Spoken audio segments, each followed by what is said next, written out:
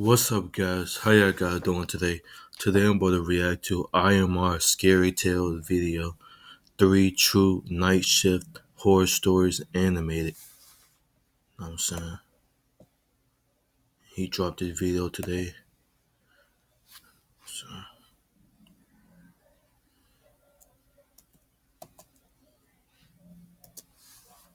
I don't work late night shifts anymore. This happened last year, in December. I took a job in a local department store. Generally, I was assigned to do the evening shifts, but that day I decided to cover for another worker who was on leave. Who can say no to extra cash? The store was located in the outskirts, mainly for people driving by the highway. There was a petrol pump 3 blocks away, and that's the only residence close to this store.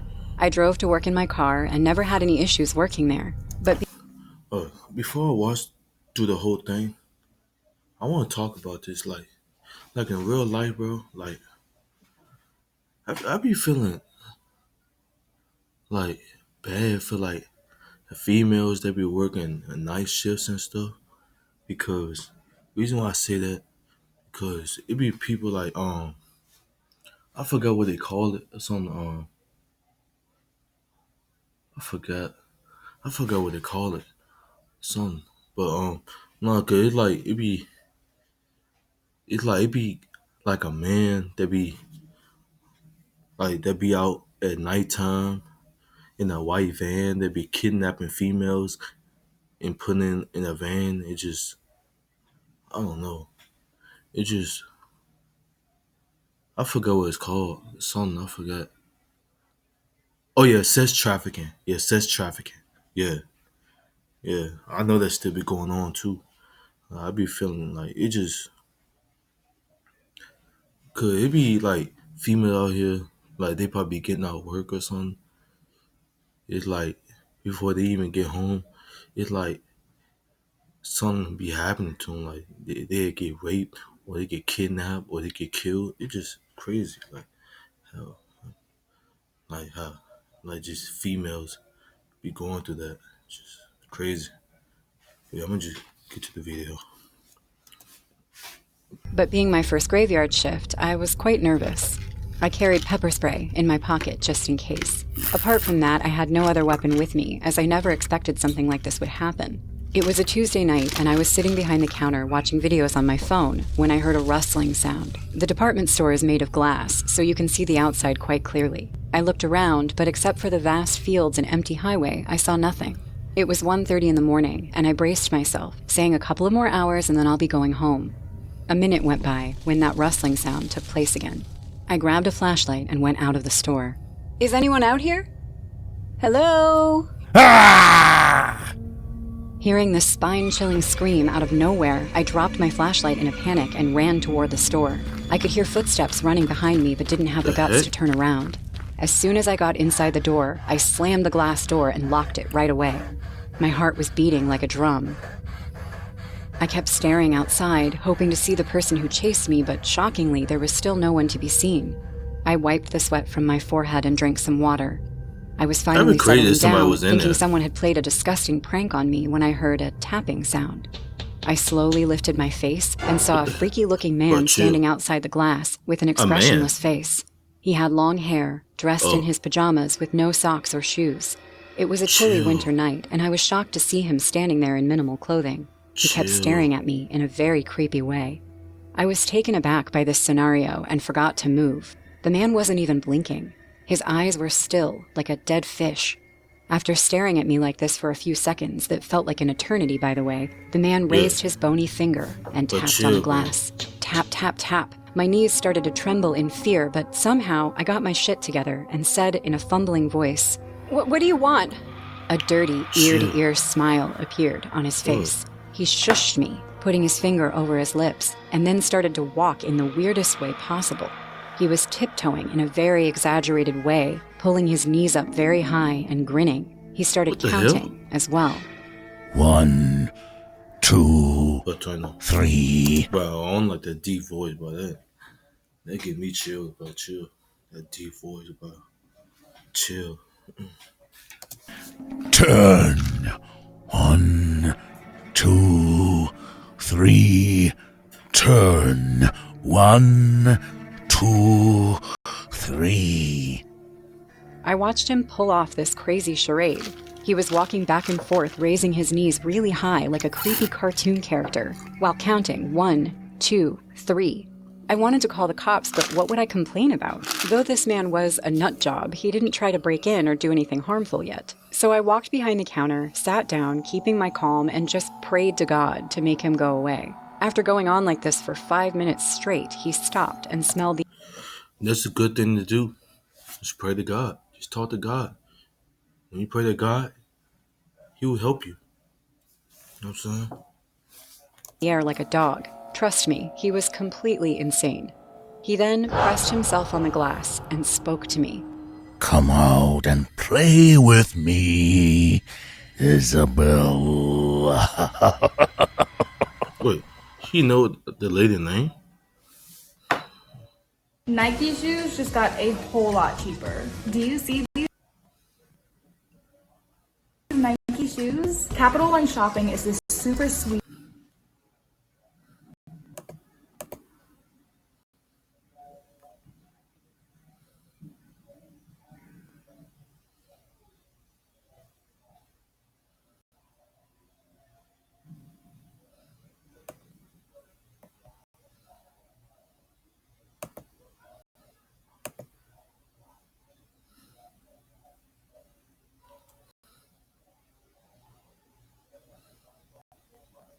What?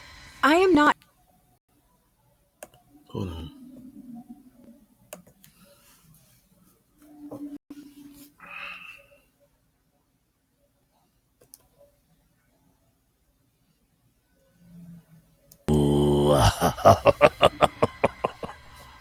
What?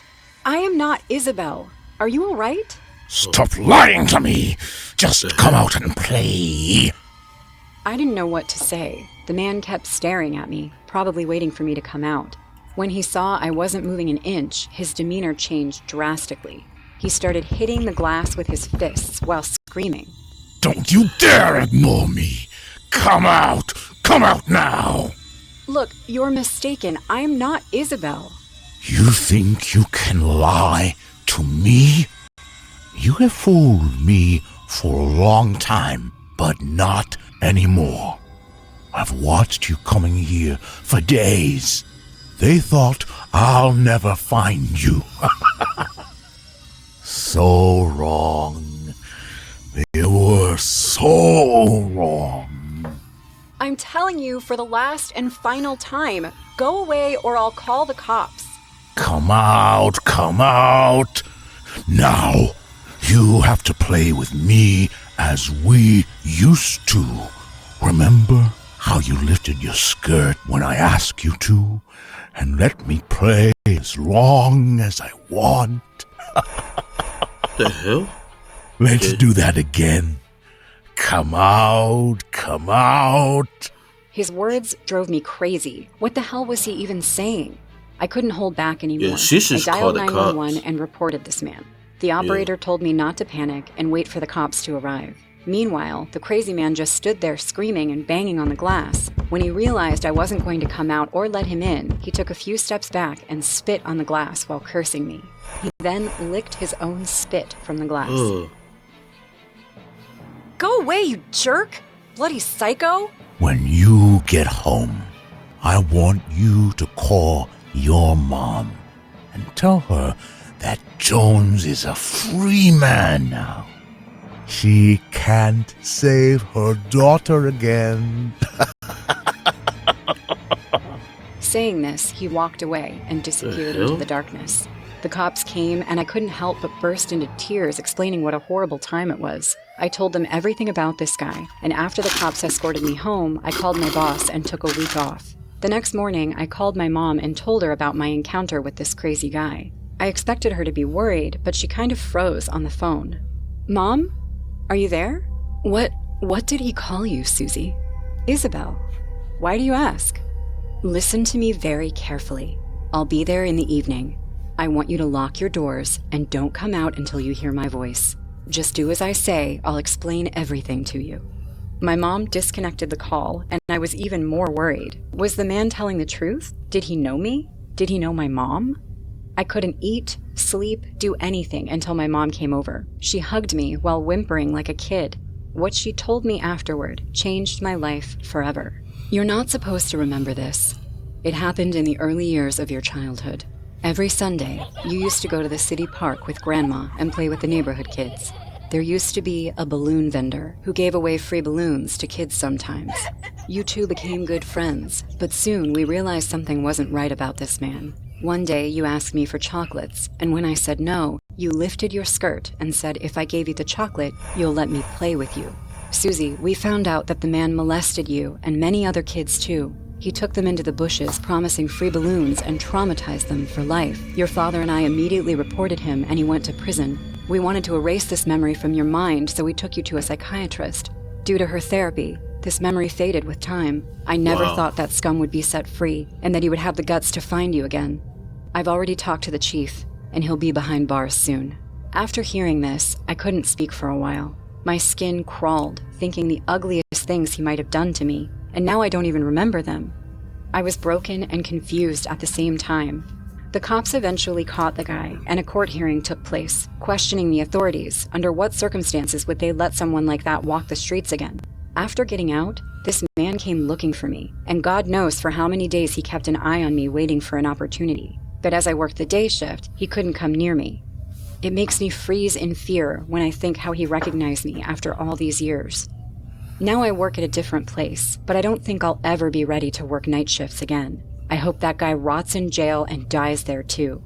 I just hope that this time he stays behind bars for the rest of his pathetic, ugly life. That's funny. I'm sorry about that. That was funny. That was funny. In jail and dies there too. Be ready to work night shifts again. I hope that guy rots in jail and dies there too.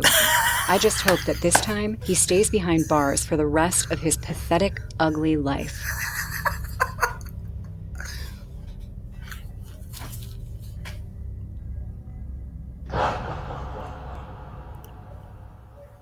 Hey guys, I hope you're enjoying the video.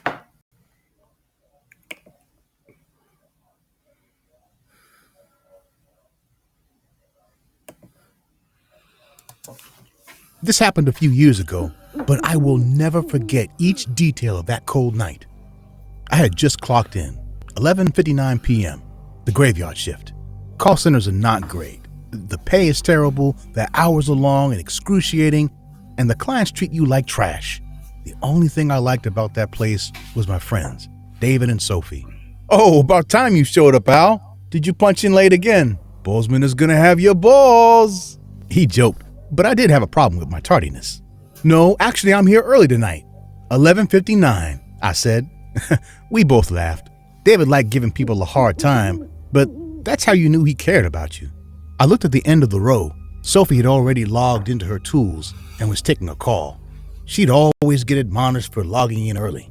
Work was everything for her, even this crappy job. Yeah, she's been like that for 10 minutes. She showed up and logged in, didn't even say hello. I meant to tell her hair looked terrible tonight, but she wouldn't even give me that chance. Can you believe it? I chuckled and walked towards my station. It sat opposite Sophie's. When she saw me, she waved slightly in an almost dismissive way. It wasn't like her to do something like that. I took my seat and started working on my tools. Hey, what are you doing tonight, David? Sir? I'd tease him, calling him sir. He hated it, but he was also technically our supervisor, although he didn't care. He knew, as I knew, this was just another bullshit job. But over the next 8 hours, I'd have to do it, and do it well. I was already on such thin ice with the company, always arriving late at the office. David remained quiet, and then waved at Sophie, who was wrapping up her call.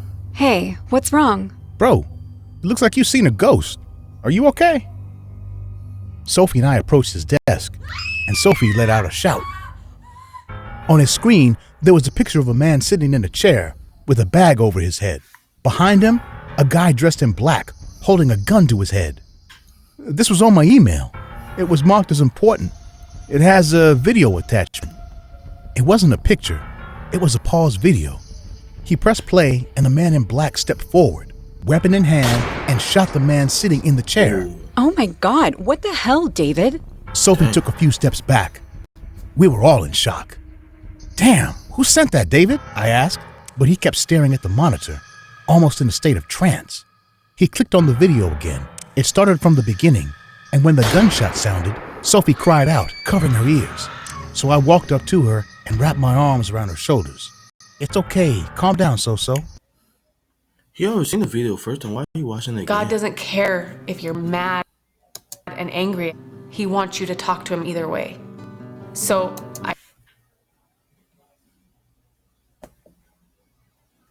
Hold on, guys.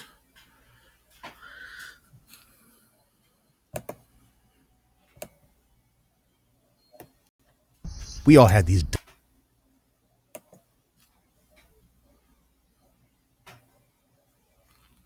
dumb nicknames for each other. Why would you do that, David? Can you turn that off, please? She was right. David, man, quit it.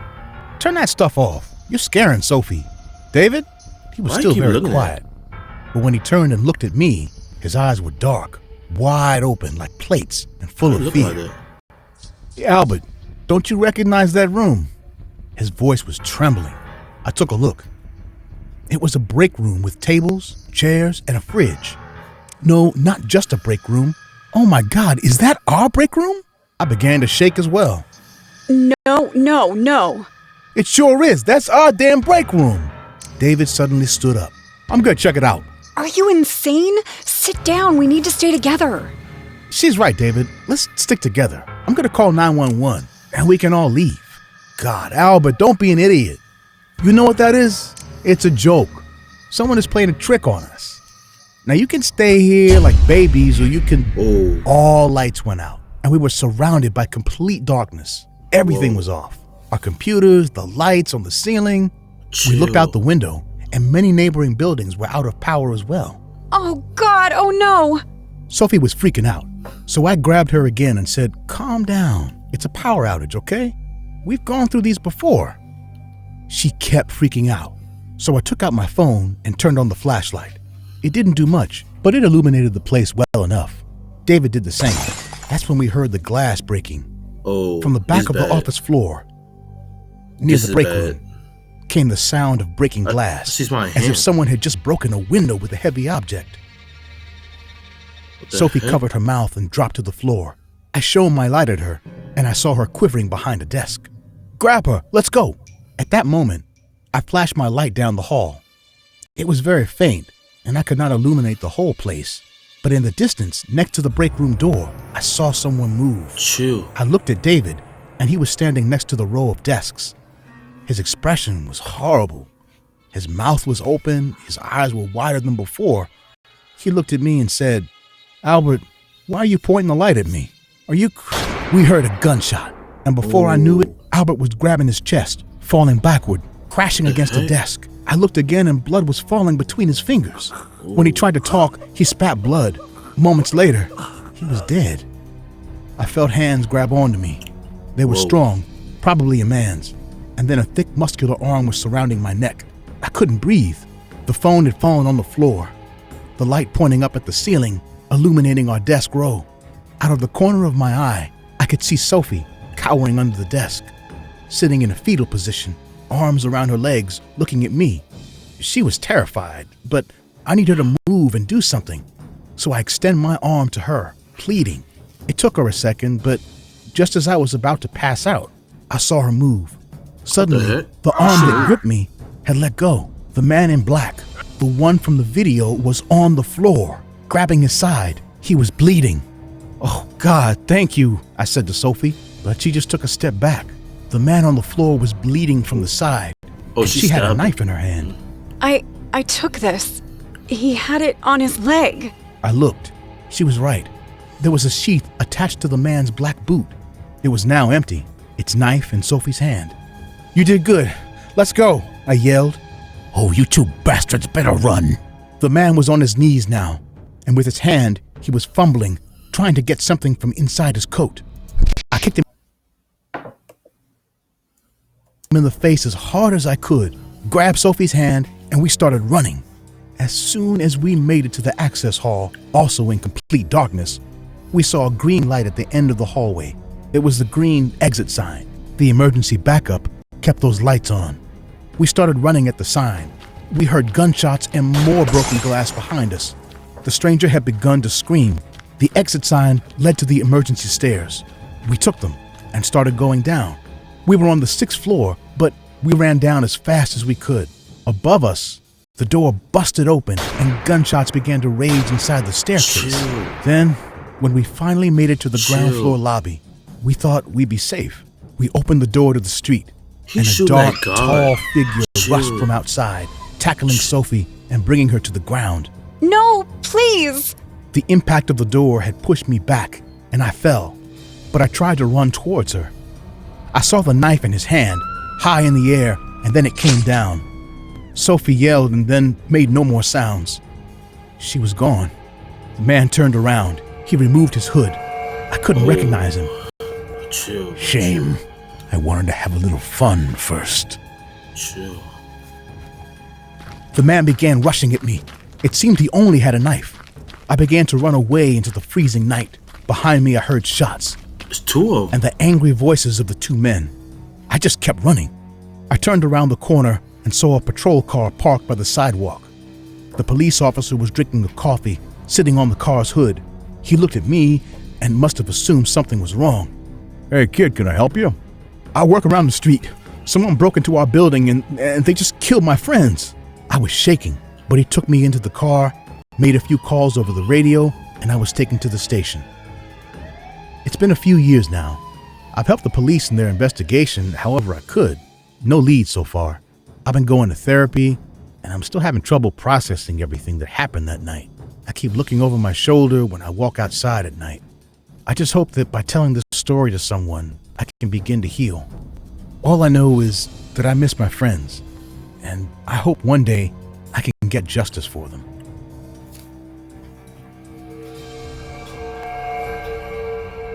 But chill, bro. Chill. Chill. It was busy Monday morning, the first day of the week, and I was running late. I work in an IT company where my job is to handle PR campaigns. In one word, I hate my job. But it pays well, so I'm going on with it anyway. I took an Uber to reach the office quicker. After dodging the busy traffic, when the Uber pulled in front of the huge building gate, all I could see were cops and paramedics. The red-blue light flashed the area like crazy, and the coarse sirens of cop cars were enough to deafen me. I checked the address to ensure the Uber had come to the right location, and to my surprise, it did. I got out of the car and walked up to the gate when a middle-aged cop rushed at me saying, Sir, you can't go in. "What do you mean I can't go in? I work here. What's going on?" Look, there has been an accident. We can't let anybody go in until we recover the body. "What? What body?" Sir, please wait here. The cop didn't answer me and went towards a group of cops who were standing, circling a stretcher at some distance. Being completely clueless, I called my assistant, Martha. She told me there had been a horrible accident. A woman jumped from the office roof, and while falling down, her toe got stuck in the fire exit stairs. Her head bashed into the iron stairs, and she hung like a slaughtered pig until the janitor found blood on the ground. He looked up, and there she was, hanging upside down from the 18th floor window. I stood there, stunned, and watched the paramedics take out a bloody, dead body towards the ambulance parked outside. I couldn't see the body, but I bet the poor woman bled a lot. The white sheet over the body was soaked in bloodstains from the other side. Finally, when I got the chance to go in,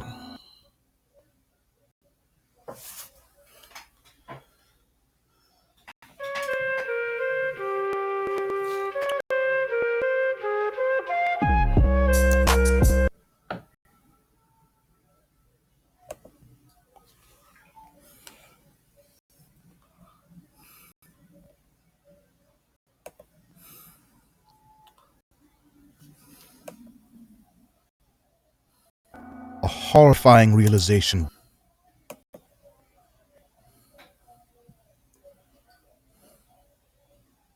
daunted me. Did Martha say 18th floor? I immediately got into the elevator, and when it reached my office floor, I ran to my cabin. All the employees were standing in front of my cabin. As they saw me, their faces turned white. What the hell is going on here? My boss came straight to me and grabbed my arm, saying, "Ryan, you don't want to go in there." What? Why not? I didn't listen and pushed him aside to see why everyone was standing outside my cabin with a freaked out face. As I walked in, I discovered the reason right away. My office is on the 18th floor, and I always felt a bit weird knowing that the fire exit is right next to my cabin window. I remember how my colleagues often joked that I'll be the first survivor if the floor caught fire. The window of my cabin is now shattered. Broken glass was everywhere. A piece of torn, bloody cloth was hanging from one corner of the window. When she jumped, her toe got stuck here, and the wind kind of bashed her onto the window. The cops had to take her body from this window. Oh my God! You should take a day off. Also, it will take time to clean this place, and I'll be fine. Did anyone find out anything about this woman? Not yet. No one from this building knows her. Seems like she just went to the roof and jumped. 2 police officers came and took all the evidence they could. Once the cops were gone, the office started to fall back into place.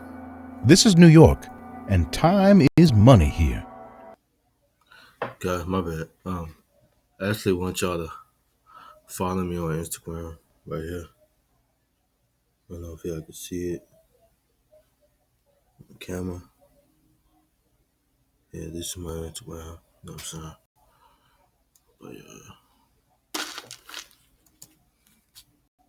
Go follow me. Many employees came I to me appreciate that. and said pretty much the same thing. Everyone kept talking about this death the entire day. I mean, the incident was unsettling, but life goes on, whether we are ready or not. I tried not to think about it, and once the work pressure kicked in, I forgot about it. It was about 7 p.m., and everyone was getting off. Due to the messed up situation in the morning, I could hardly work. So when my boss told me to go home, I decided to stay back and finish them. Some called me brave, and some called me stupid for working a night shift, but I ignored it. Slowly, the office space became emptier and quieter. One by one, all the employees went home. I was sitting at a small table near a window. The long corridor leading to my cabin stood on my left. I have been here night after night, but for the first time, the silence of this place felt eerie. I got up and went to my cabin. The wind was howling in from the broken window. I stood in front of it and lit up a cigarette. I looked down and saw something was stuck in the metallic base of the fire exit. I flashed my phone torch on it, and a cold feeling rushed down my spine. A broken toenail was still stuck there. Chunks of flesh were attached to it.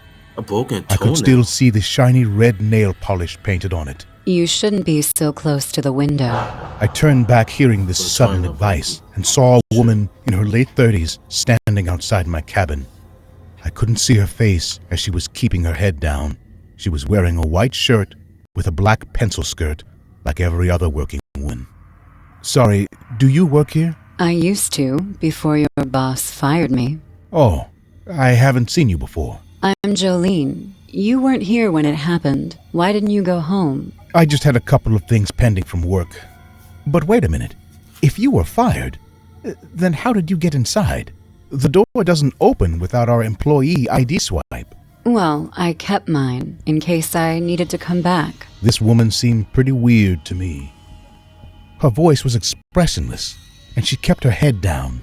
She turned around and started walking down the corridor. I came in having lots of questions and concerns when I noticed she was limping in a very odd way. Are you all right? Eyes look like that. I asked her while walking behind her. She turned her partial face at me and smiled creepily. Excuse me, but what are you doing here at this hour?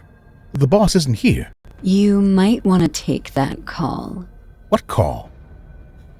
Suddenly, my phone rang out loud, shocking the hell out of me. I took it out of my pocket and Her eyes look creepy, like for real. saw it was Martha, my assistant. Hey, what is it? Ryan, I have shocking news. The cops took our boss into custody. It seems like the woman who committed suicide today used to work at our office a few years back. He fired her after his wife. What the heck?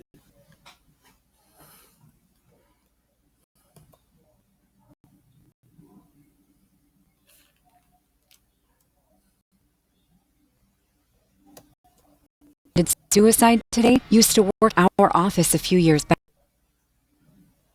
He fired her after his wife found out about their affair. Everyone is saying they still went on with it secretly until Mr. Smith broke it off with her 2 days back. I always knew this wasn't a good human being.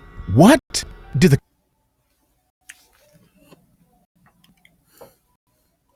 I'm gonna end it right here because my computer acting weird.